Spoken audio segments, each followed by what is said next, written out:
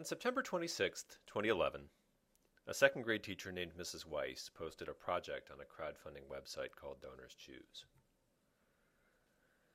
Crowdfunding, as you may be aware, is a fundraising model that's getting an increasing amount of attention lately. The crowd part of the name refers to the online audience of platforms like Donors Choose. The funding part refers to the goal of getting a large number of donors to make relatively modest donations that, in aggregate, make a big impact. It's an outstanding example of microphilanthropy in action. But I'm getting ahead of myself here. Let's return to Mrs. Weiss. Mrs. Weiss teaches at the Humboldt Park K-8 charter school in Milwaukee, Wisconsin. Her project was called Help Us to Survive a Wisconsin Winter. Mrs. Weiss wanted to raise $510 to stock up her indoor activities corner. She said that additional indoor games and activities would, and I quote, help my students stay active and engaged for the many days that they will have to stay inside during a brutal Wisconsin winter. What sorts of games and activities? Nice old school stuff. Puzzles, Jenga, Legos, and Lincoln Logs.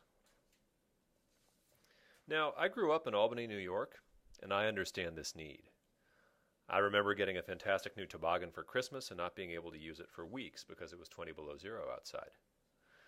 This project spoke to me, and on December 1st, I made a donation of $100. Confirmation of the gift, which served as my tax receipt, came instantaneously. That's good.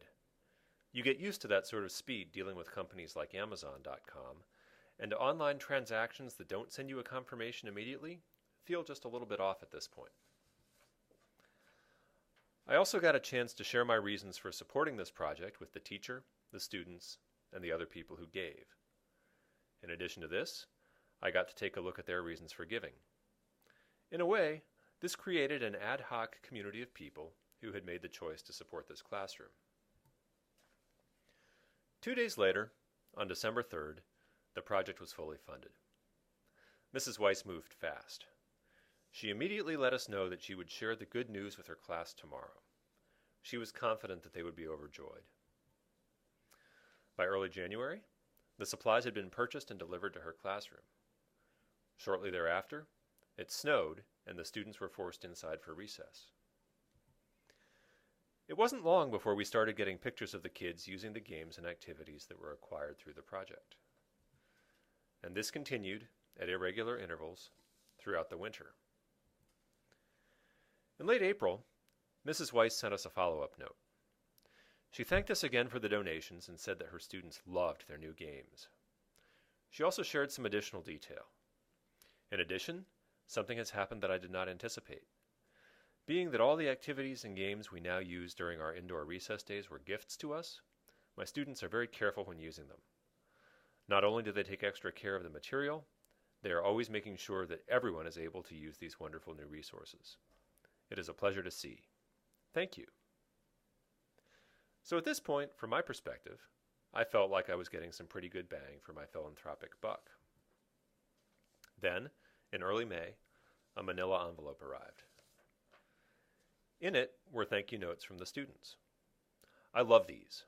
They're currently on the door of my office, where I have an informal exhibition of examples of effective stewardship going on. They ooze authenticity. I'm especially fond of the erased arms and the one on the left.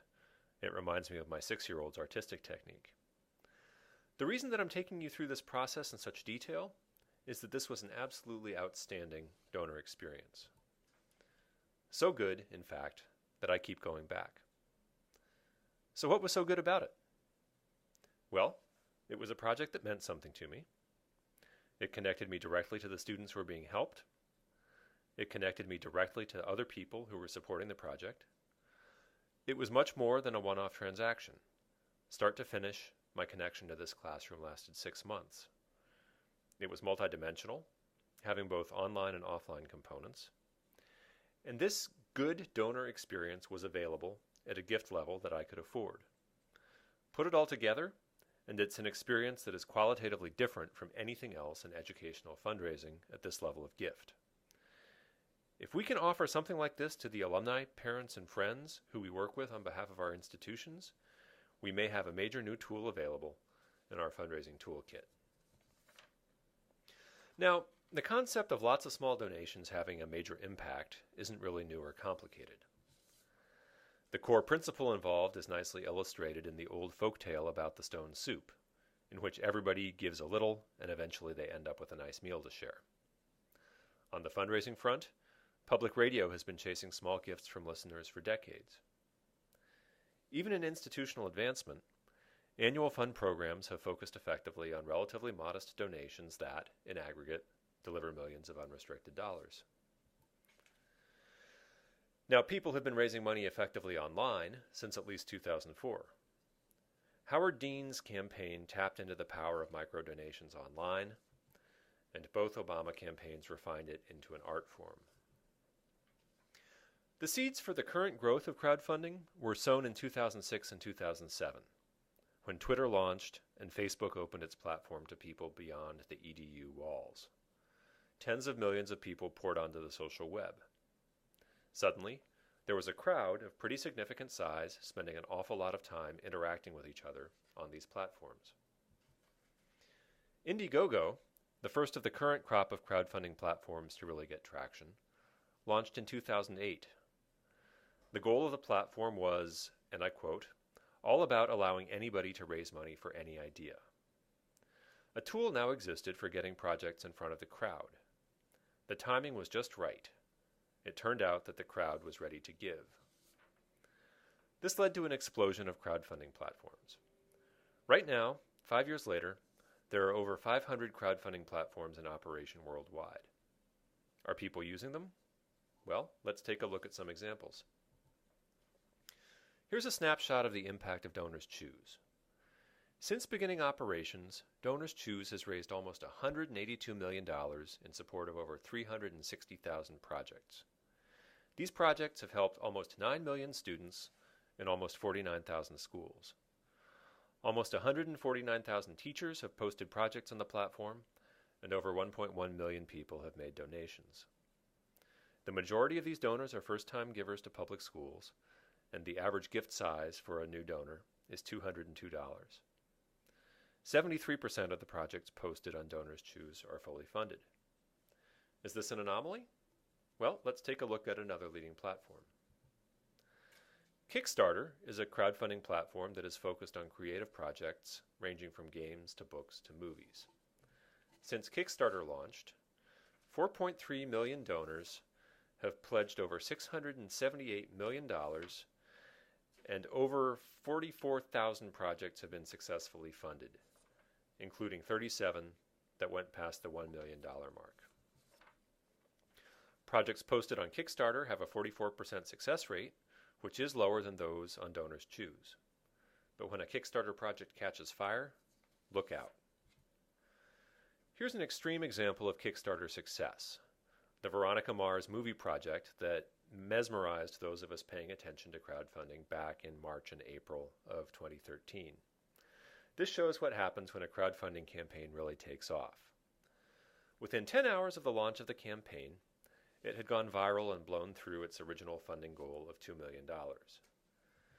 By the time all was said and done, it had almost tripled its original funding goal and accumulated a Kickstarter record 91,585 backers.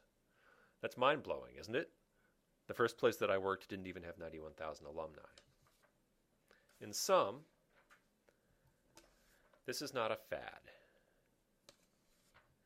Globally, donation-based crowdfunding platforms are projected to raise $1.4 billion this year.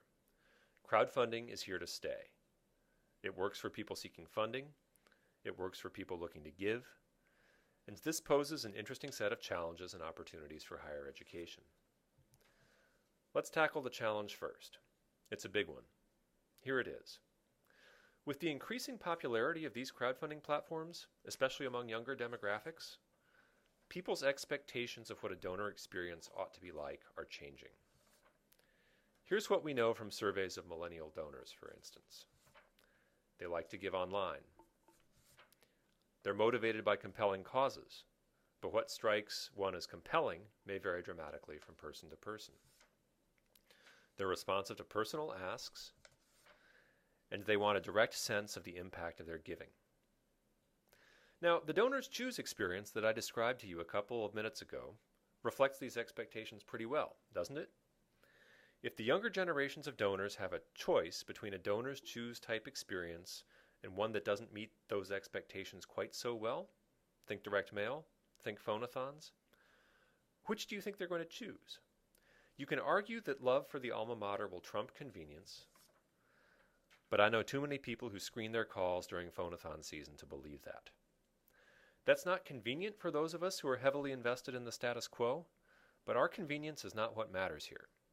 What matters is what the users want, because they now have choices about how and where they give in a way that they didn't before. That is one of the main lessons of the digital revolution. Organizations no longer get to set the terms of engagement unilaterally. So what do we do? Well, we could pretend that it's not happening. The other nonprofits after our audience would love that.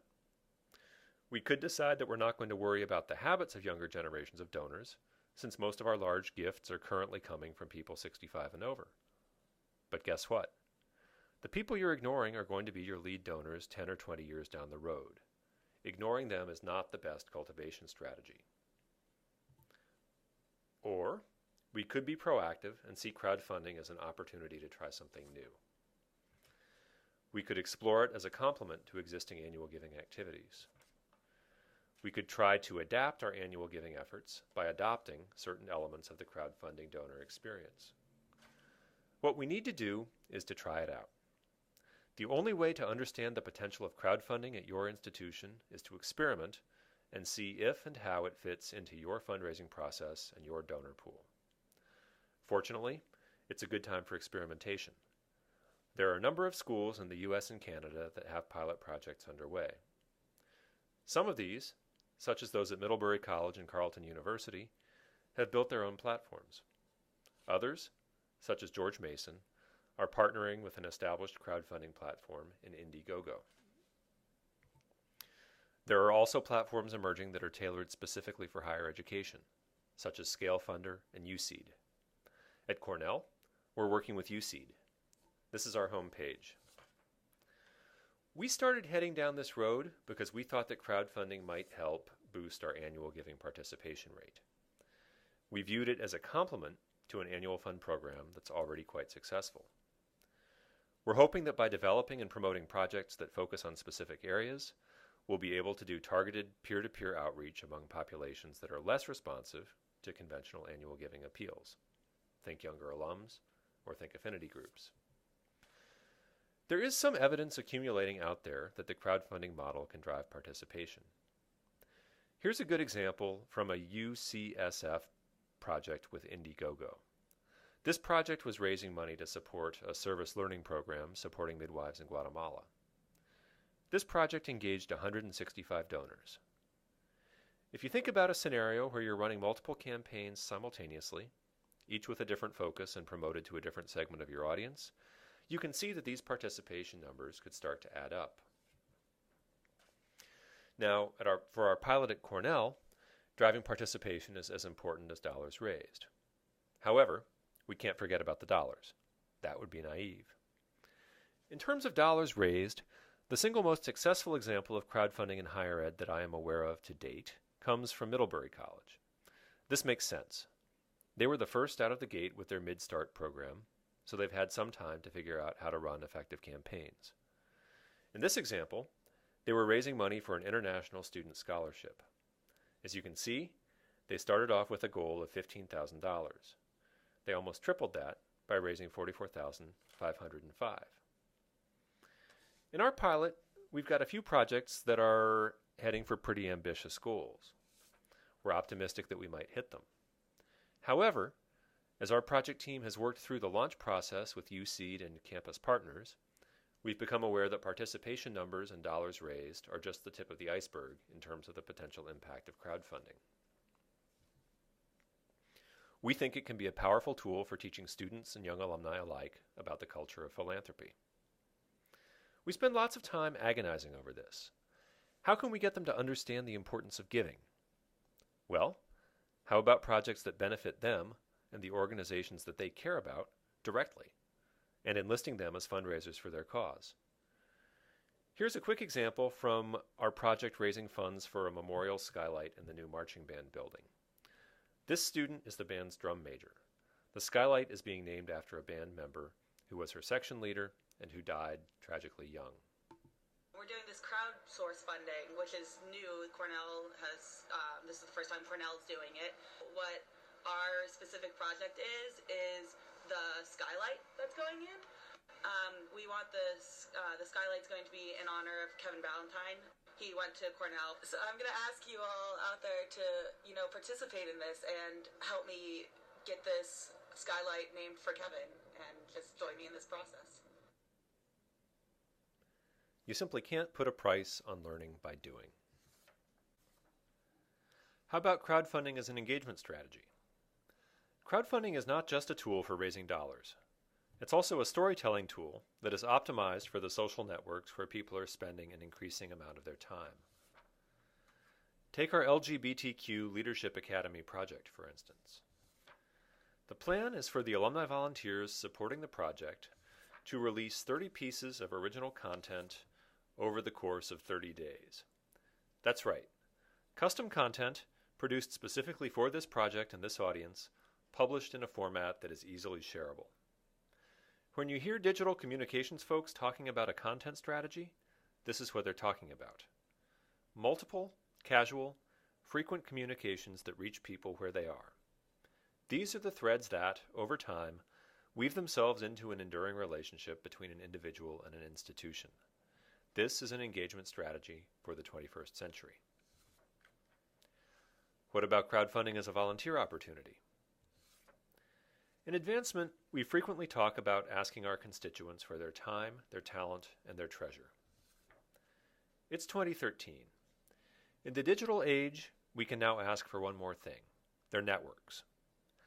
Some of our constituents have by now spent years growing and cultivating their digital networks. To them, their networks are one of their most precious resources. If they use their networks to promote projects that will resonate with their networks can be an important resource for us as well. One thing that we're keeping a close eye on as we move deeper into our pilot is the success rate of solicitations made through peer-to-peer outreach via email and social networks, as compared to solicitations made through more conventional institutional channels. If it turns out that the peer-to-peer approach is effective, and we both hope and suspect that this will be the case, we'll have a new volunteer opportunity available to our more digitally inclined alumni that will make a direct and substantial contribution to our institutions. Finally, let's talk pipeline. There are two dimensions to this. First, it's pretty well established at this point that it's cheaper to retain donors than to acquire or reacquire them. If crowdfunding is a giving model that works for young alumni, this may be a way to keep them engaged until they reach the point that they're receptive to more conventional appeals or have the capacity to be approached about escalating their involvement. Moving into the crowdfunding space may simply be the cost of remaining relevant to our constituents until they're ready to take the next step. Second, a habitual headache for researchers and individual giving officers alike is uncertainty about what a prospect actually cares about. We make the best inferences that we can from data points such as what they studied, but guesswork is no substitute for actual giving activity. By providing a broad range of focused giving opportunities, we're giving our constituents choices. When they exercise that choice, they're putting down real money, even if only a small quantity of it, and showing us what they care enough about to support. This removes the guesswork. For younger alumni who may not yet have the capacity for conversations at the leadership gifts level or beyond, this sort of giving will leave a trail of cookie crumbs that gift officers can follow when and if the individuals cross that capacity threshold. For prospects who have the capacity but no record of giving, this could be a way to get them to show their hand and help us develop strategies around their demonstrated interests rather than depending on guesswork. Let's finish where we started, with Mrs. Weiss and her classroom in Milwaukee. Why was my donor experience so good? why have I given to Donors Choose 10 times over the past 18 months? Ultimately, it's because it was fun. I really enjoyed spending 6 months getting occasional glimpses into this classroom that I had helped. The stewardship experience was good enough that I wanted it again. Can we say that about any of the giving opportunities that we offer to our constituents at this level? I don't think so. And I say this as someone who has a perfect annual giving record at both my graduate and undergraduate alma maters. We are good at making the case that giving to our institutions is a good thing to do. Our students and faculty are going to change the world. We're good at making the case that giving to our institutions is the right thing to do. Give it back and pay it forward. We're not so good at making it fun. Crowdfunding presents us with a range of new opportunities. This possibility, making giving to the alma mater fun, may be the biggest one of all. If giving is meaningful and fun, then it becomes as much of an entertainment expense as an exercise of duty or a high-minded act of philanthropy. Can you imagine a change in culture in which we leave behind the question of why do I only hear from you when you want money, and shift instead to questions about when the next set of projects will be ready? That would be a game changer. That's why we can't afford to ignore this opportunity. Thank you.